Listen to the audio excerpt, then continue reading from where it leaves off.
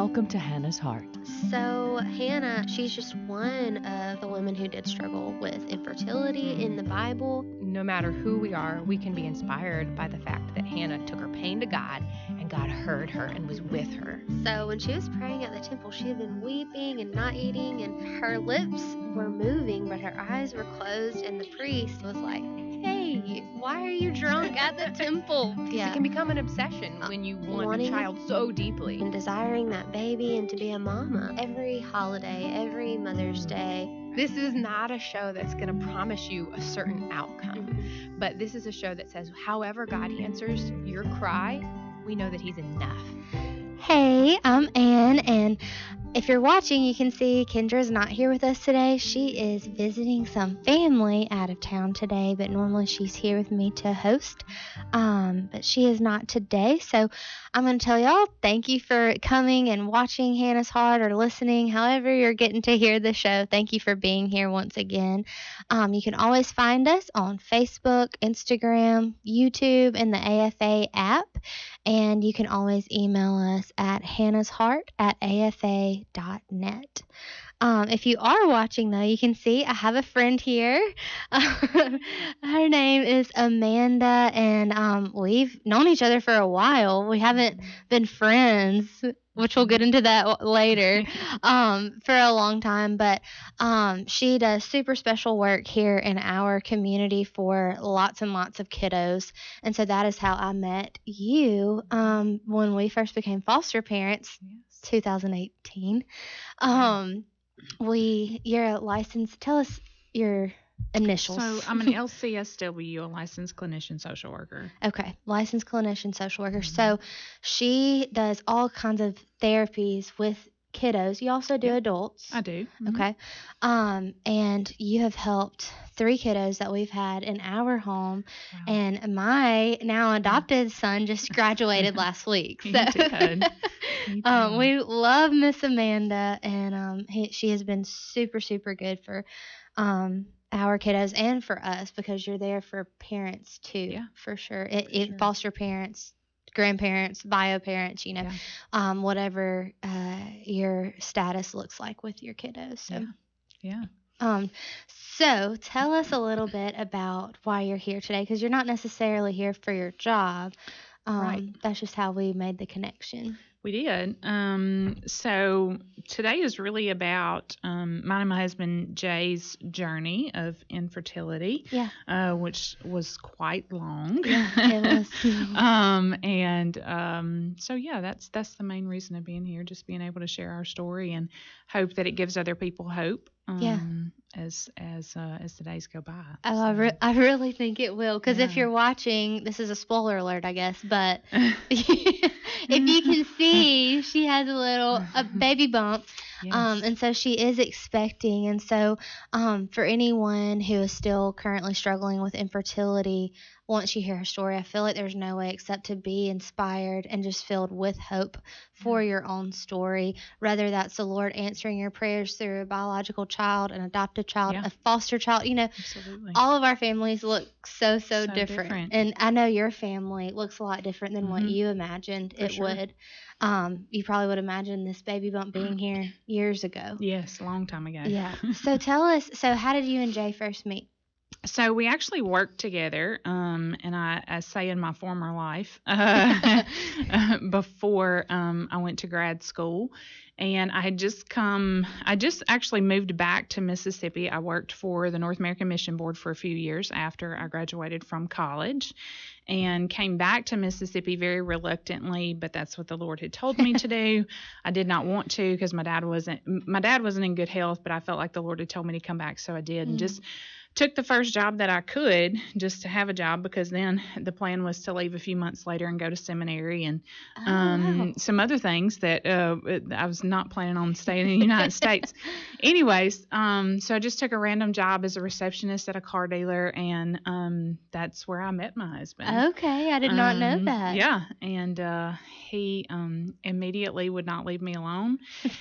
And after several months of him continuing to bother me, I finally said to him, in our mid-20s at that time, look, if you want to come hang out with me on a Friday night, you just going to have to come to my parents' house and do it.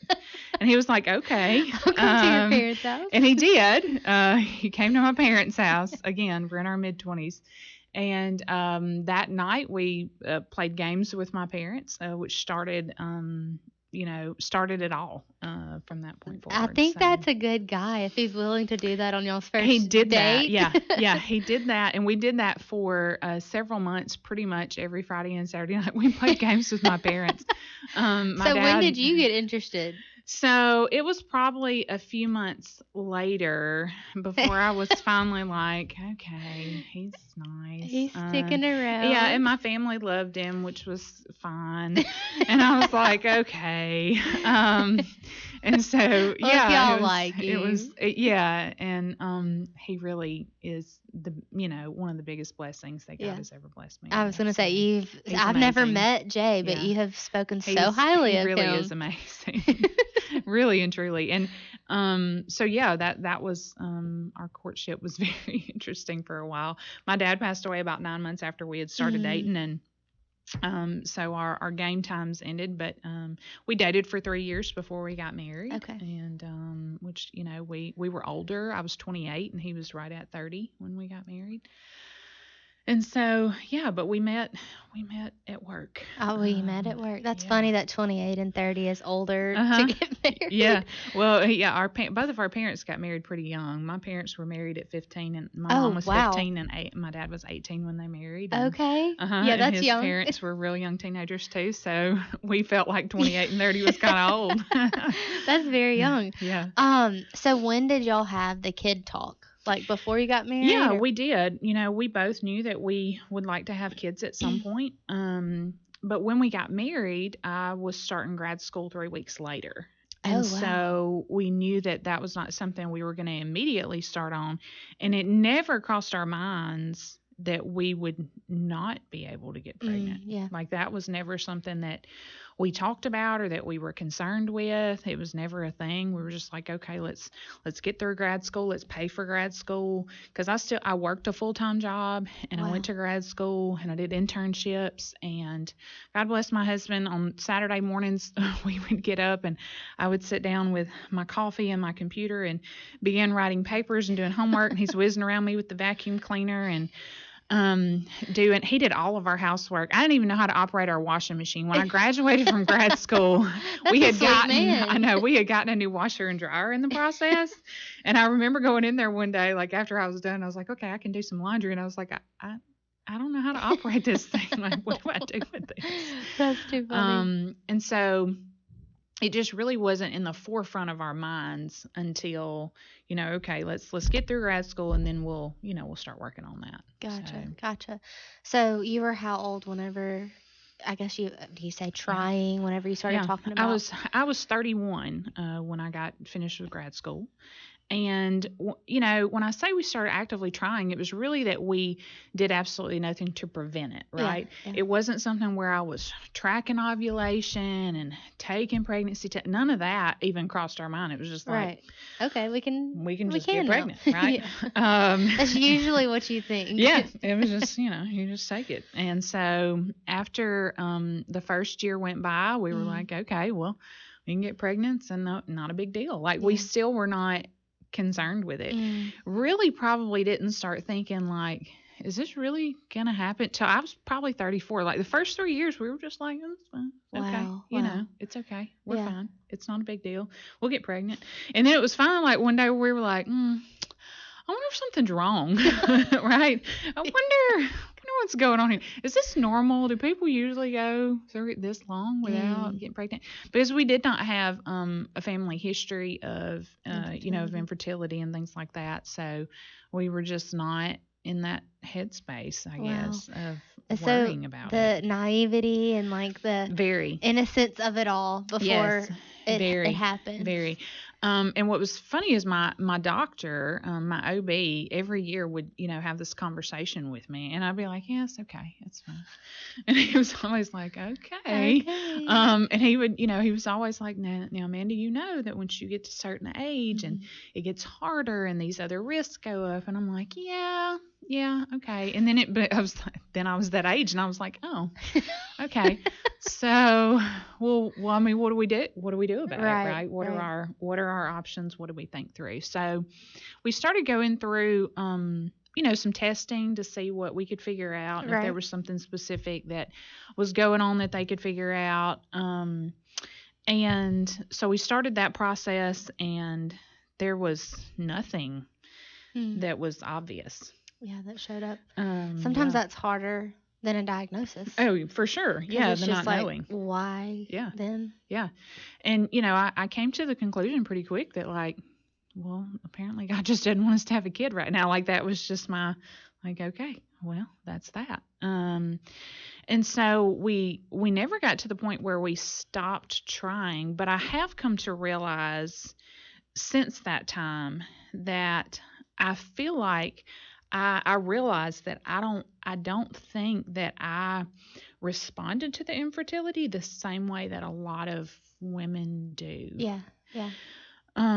Because, a lot of conversations that I've had with people just in the last year or so, since we actually started talking about it, my husband and I are very private. So our infertility was not something that we talked about, really with anybody. Our family would ask us and make comments about this or that, and we'd talk about it. But really outside of that, people didn't know. And most people don't ask, although, you'll have a few that do. Yeah. But I've learned that so many women, they'll take pregnancy tests every month, and they go through it. And I never did that ever.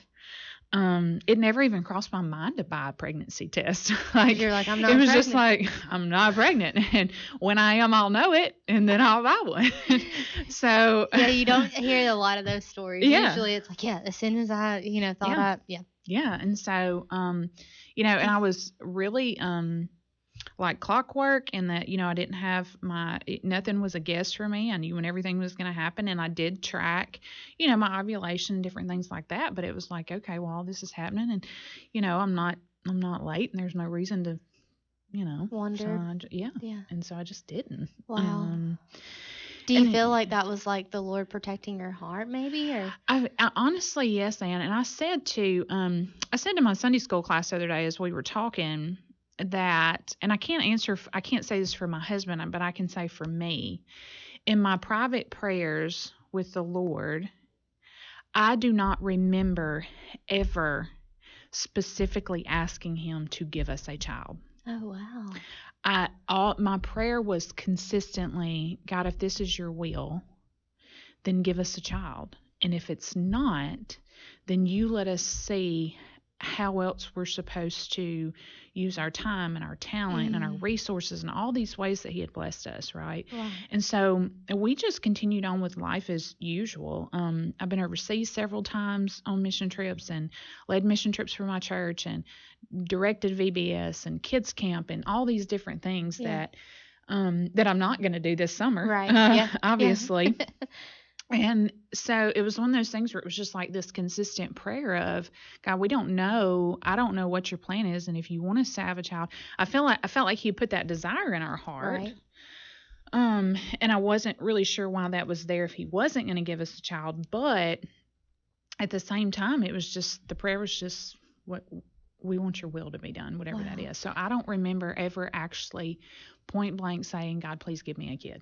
Wow. Well, I think that's amazing. I do feel like that's how we're supposed to live as Christians, just like being willing, like, Lord, your will be done, not mine. Right. And so many times I feel like the infertility community, and maybe it's just me, but I feel like I've heard from many other women, you almost expect it. Like, there's no reason I shouldn't be able to have a baby. Sure. And then we think it's okay to get mad at God. Yeah. And those emotions are all real. Mm-hmm. But then we have to come back and be like, no, he is the King of Kings and Lord of Lords. And if he chooses for my life not to look this way, then so be it. Yeah, it was just one of those things where, like, in my mind, it was like, okay, well, there's a reason why he's not giving us a child right now. Yeah. And so I don't want to waste time, like, whining about it or anything. It's like, okay, you've got something else for us right now. Yeah. And so. Well, and you're serving in so many different ways. And you didn't even mention your job, all the kids that you basically mom-ed. I know you're a therapist. And I love them yes, very much. Yes, you do. You love all of them. Yeah. And so the first kiddo we had, I struggled to like. Sure. I loved him. Yes. But you even helped me see, like, this is not him. Right. This is what's Right. going on. Right. This poor baby's been through this, and this. Right. And so I feel like you helped me grow compassion and empathy for this little boy who was in my home. Right. Right. So I think that's even how the Lord has used you in kids' lives. There's no telling how many kiddos are out there that you've impacted. Yeah. So you have gotten pregnant, though, other times than this time. Yeah. The first time was when I was 38. So in early 2020, let me back up. In December of 2020, and I remember it very well, my husband and I sat down and we had a conversation about how we were both completely at peace with God not giving us a child. Wow. Complete peace. And in January of 2021, a month later, I found out I was pregnant. And I remember I was late, and I didn't even take a pregnancy test because I knew I was clockwork, and I was like, something is off. And so about a week after, I took a pregnancy test, and I remember coming out of the bathroom, and we didn't know how to react. We were so shocked. We were like, is this right? What do we do? Now what? Are we sure? I was like, I don't know, this is weird. It was this whole, we didn't cry, we didn't anything. We just kind of stared at each other. We were like, I don't know, right? And so after a little bit, we got excited. It just took us a minute. Yeah. Because we were just shocked. I mean, after 7 years of that's a literally long time. Nothing, it was like, well, okay. Okay. So, I remember calling my doctor's office, and what was funny about that is my doctor, about a week later, my cell phone started ringing with this number I didn't recognize, and I answered it, and it was my doctor, and he's like, Amanda, I see your name on it's a prenatal visit. And he was like, what is going on? I said, you tell me, you're the doctor. I don't know. But he just called because he was excited, and so, we shared with our closest with our family and a couple of our close friends. And, miscarriage was one of those things that was in the back of my mind, but I'm also one of those people where I don't allow myself to go to those places. Same, right. Same. So it was like, that's not going to happen. Until it did. And, we had our first doctor's appointment, and the baby did not have a heartbeat. And so it was really just traumatic in a lot of ways. And I think that, for me in the days and weeks after that, my question to God was, what are you trying to teach me? Right? There's something in this. I know that you're trying to teach me something, because then our peace was gone, right? We had this peace about not having a child, it felt like it was almost and then it was gone. Yeah. And I was like, okay, well that's gone. And I really, there was this part of me that was like, this feels so cruel and it feels so mean. Yeah. And I was just like, well, I don't understand this, but I wanted to, right? And it was just this, God, just show me what it is you're trying to teach me. And so then it was like, okay, well, it took us 7 years to do this the first time. I don't have another 7 years. And so really, I still didn't feel hopeful that we would get pregnant again. Right. And so we grieved. And I will say this, my husband grieved that every bit as much as I did. Wow. And it honestly upsets me when I have people that are like, well, the men just don't understand and they just don't feel it because they're not the ones that No, my husband felt it. Yeah. He felt every bit of it.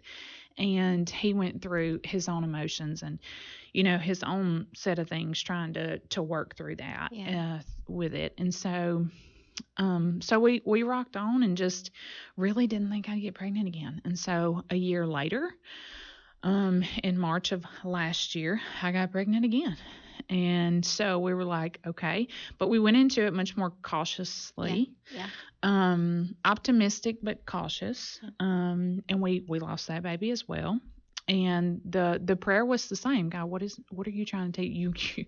You've allowed me to get pregnant twice in a year when I didn't at all for 7. Twice in a year. Right. Oh my goodness. And at that point, we both were like, we really just can't do this again. I was 39 at that time, almost 40.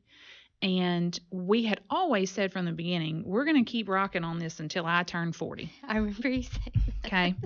And when I turn 40, we're done because we're old and I'm tired and Just seems like we a don't want to thing be to do. old parents and all these things. We're just cutting it off, right?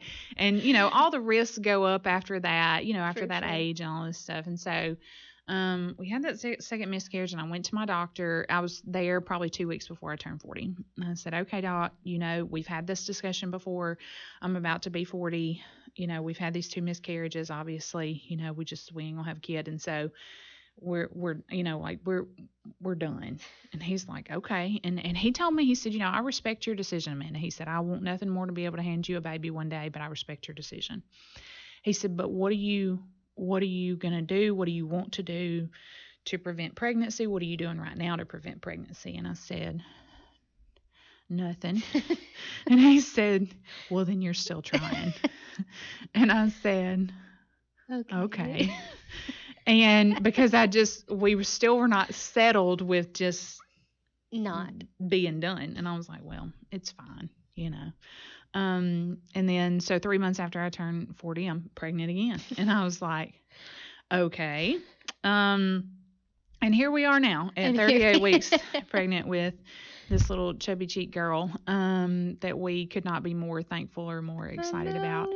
And I had somebody ask me a couple of months ago, as we talked about, God, what are you trying to teach me? And she asked me, what do you feel like God taught you? Mm-hmm.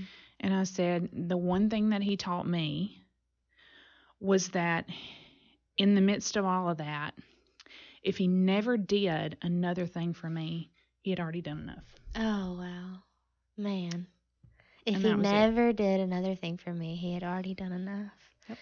Man, if we could only live our days remembering that. That's Yeah. good for me to remember today, Yeah.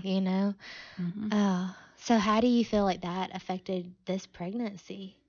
Well, I will say that I can't say that I've been totally relaxed the whole time. It's been a lot of nights where I'm like, okay, is she okay? Is Right. everything all right? Okay, she started moving. Okay, good. Wait a minute, is she moving up today?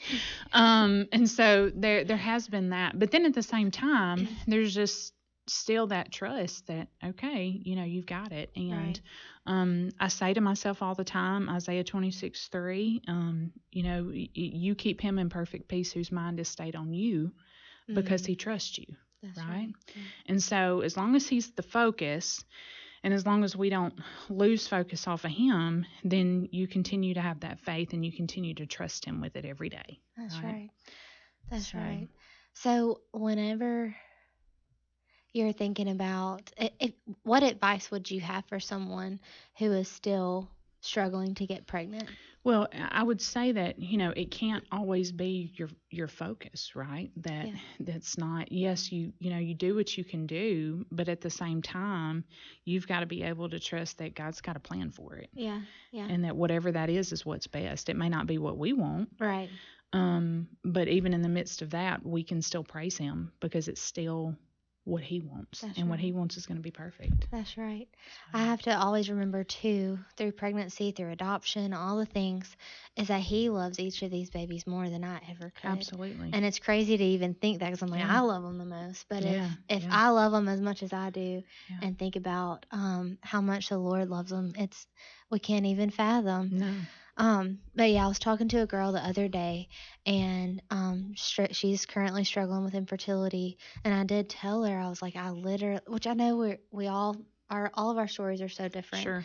But I did have to get to that point of just saying, I fully surrender, God. Yes. I fully Yeah. surrender, and I am okay. I didn't use your same Yeah. words, but just Yeah. saying, I am okay if you don't, and I Right. love you still. Yeah.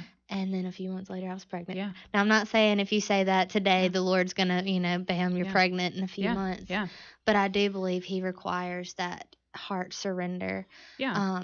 from us. Well, and I was determined that, even after our second miscarriage, I said, Satan is not going to win this. Oh, right. This is not, he is not fixing to make me turn my back or make me bitter or make me angry towards the God that I know is still in control of this. That's right. So that he seriously underestimated this situation. That's what I told somebody. I said, this is not, we're not doing that. That's awesome. Right? I love that.